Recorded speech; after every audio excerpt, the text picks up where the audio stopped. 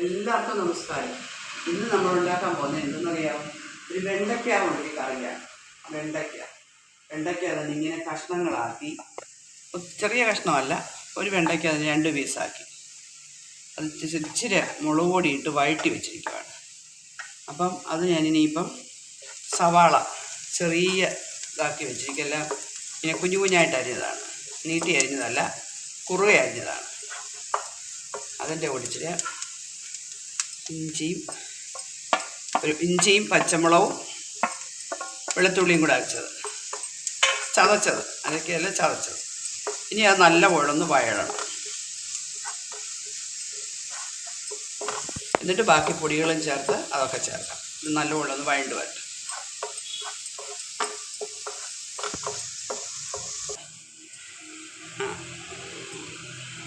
സവാള വഴറ്റിയിട്ടുണ്ട്. ഇനി ഞാൻ മുളക് പൊടി ചേർക്കുവാണേ.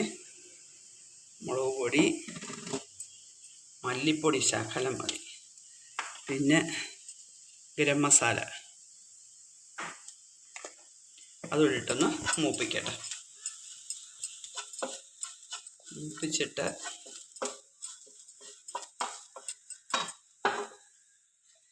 നമ്മൾ വഴറ്റി വെച്ചേക്കുന്ന വെണ്ടയ്ക്ക ഇടും അതിനകത്ത്.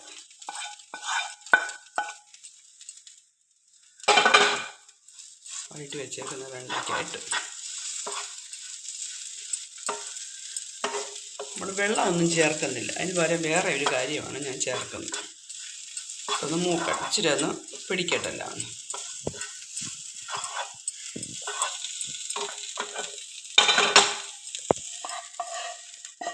വെണ്ടയ്ക്ക വഴറ്റി ഇച്ചിരി വലിയ പാത്രമാണ്, അപ്പം കൊണ്ടുവരാം.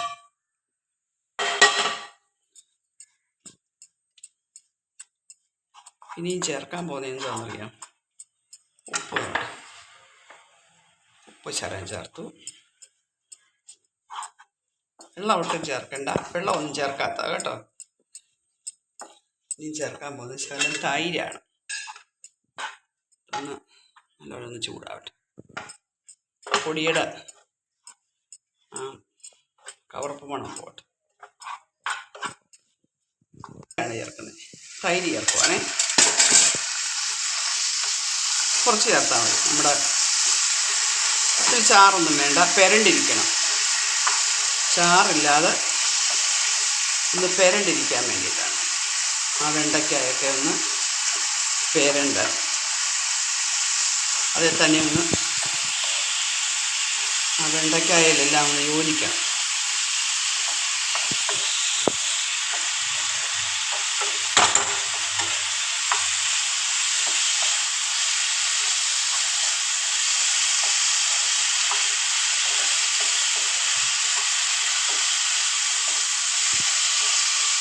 എന്താ പെരണ്ടിരിക്കണല്ലോ.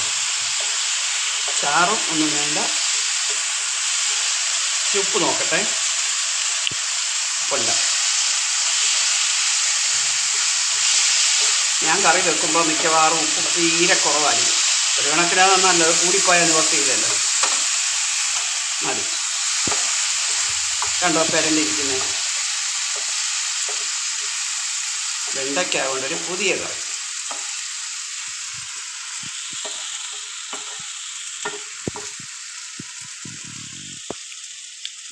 ഞാൻ നോക്കിയിട്ട് നല്ല ടേസ്റ്റ് ഉണ്ട്. നിങ്ങളും ഇങ്ങനെ ഒന്ന് വെച്ച് നോക്കണം. എന്നിട്ടൊരു ലൈക്കും ഒക്കെ തരണം, ഫോളോ ചെയ്യണം. അല്ലാതെ നമ്മൾ ചെയ്തിട്ടൊരു പ്രയോജനം ഇങ്ങനെ കാണിക്കാമെന്നല്ല ഉള്ളൂ. അപ്പോൾ എല്ലാവരും ഒന്ന് സപ്പോർട്ടൊക്കെ ചെയ്യണം കേട്ടോ. ഓക്കേ.